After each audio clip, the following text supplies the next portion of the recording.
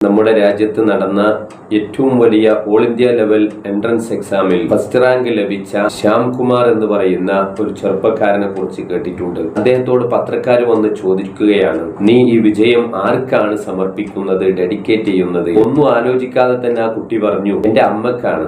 എല്ലാ ദിവസവും രാവിലെ എന്റെ അമ്മ 5 മണി to 6 മണി വരെയുള്ള സമയം എന്നെ വിളിക്കുകയും എനിക്ക് നല്ല ചൂട് ചായ ഉണ്ടാക്കി തരികയും ചെയ്ത് എന്നെ പഠിക്കാൻ പ്രേരിപ്പിച്ചു. ആ അമ്മയാണ് എൻ്റെ ഈ വിജയത്തിൻ്റെ പിന്നിൽ എന്ന്. ശവ്വാൽ മാസം മദ്രസകൾ പുനരാരംഭിക്കുന്ന സമയമാണ്.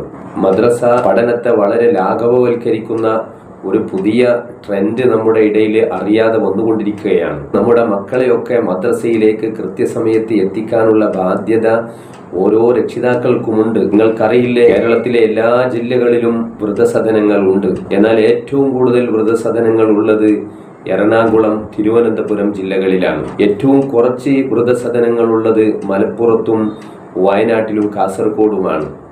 ഇവിടെ മുസ്ലിമീങ്ങൾ ഏറെ താമസിക്കുന്ന ഭാഗങ്ങളിൽ വൃദ്ധസദനങ്ങൾ കുറവാണ്. ഞാൻ സമുദായത്തെ കുറ്റപ്പെടുത്തുകയോ ഒരു സമുദായത്തെ ഉയർത്തിപ്പറയുകയോ അല്ല. കൃത്യമായ കണക്ക് നോക്കിയാൽ തന്നെ വൃദ്ധസദനങ്ങളിൽ മുസ്ലിമീങ്ങളുടെ പെർസെൻറ്റേജ് വളരെ കുറവാണ് എന്ന് നമുക്ക് കാണാം.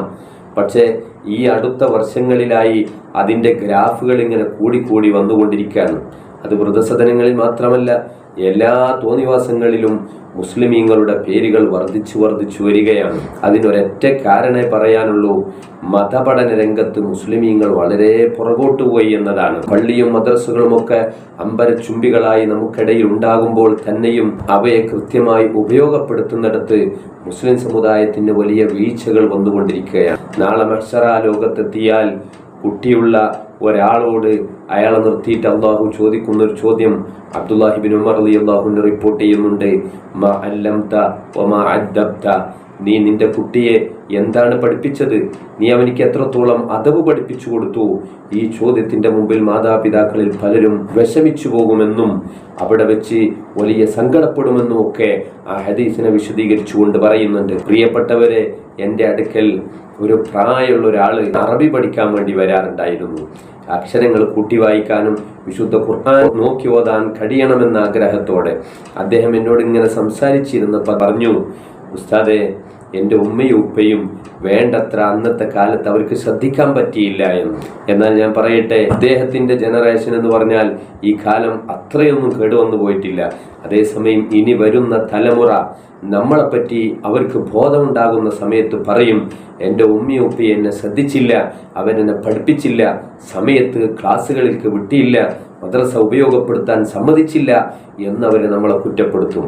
അതില്ലാതിരിക്കണമെങ്കിൽ ഓരോ കുട്ടിക്കും സമയത്ത് കൊടുക്കേണ്ട അറിവ് ആ സമയത്ത് നമ്മൾ കൊടുക്കണം. അല്ലാതെ വയസ്സ് കുറേ കഴിഞ്ഞതിന് ശേഷം ഏതെങ്കിലും ഓൺലൈൻ മദ്രസയിലോ ഓൺലൈൻ ക്ലാസ്സിലോ കൊണ്ടുപോയി ചേർത്തത് കൊണ്ടൊന്നും അതിൻ്റെ ഗുണം കിട്ടൂല. മദ്രസകൾ തന്നെ ഉപയോഗപ്പെടുത്തണം. മദ്രസകൾ ഉപയോഗപ്പെടുത്തുമ്പോൾ കേവലം കേൾക്കുന്ന അറിവിനേക്കാൾ അനുഭവിച്ചുള്ള അറിവ് കുറേ അവിടെ നിന്ന് ലഭിക്കും. അതാണ് ജീവിതത്തെ സംസ്കരിക്കുന്നത്. അബൂ ഹനീഫ ഇമാമിനെ കുറിച്ച് പറയുന്നിടത്ത് കാണാം, 20 കൊല്ലം അറിവ് പഠിച്ചു, 20 കൊല്ലം ഞാൻ അദബും പഠിച്ചു. അദബ് എന്ന് പറഞ്ഞാൽ ഒരു പ്രത്യേക സംസ്കാരമാണ്. അത് അനുഭവത്തിൽ നിന്ന് പഠിച്ചെടുക്കേണ്ടതാണ്. ഒരു ഉസ്താദിന്റെ മുമ്പിൽ ഇരുന്നിട്ട് പഠിച്ചെടുക്കേണ്ടതാണ്. നല്ല കുഴച്ചു വെച്ച കളിമണ്ണ് കൊണ്ട് നല്ല ശില്പങ്ങളും പാത്രങ്ങളും ഉണ്ടാക്കുന്നത് പോലെയാണ് കുട്ടിയെ രൂപപ്പെടുത്തുന്നത് എന്ന് ഇമാം ഗസാലി റഹ്മത്തുള്ളാഹി അലൈഹി പറയുന്നുണ്ട്. കുട്ടികൾ ഉണ്ടാവുക എന്നത് മാതാപിതാക്കൾക്ക് വലിയ റോളൊന്നുമില്ലാത്തൊരു സംഗതിയാണ്. അത് അള്ളാഹ് വിചാരിക്കുന്നവർക്ക് അള്ളാഹു നൽകും.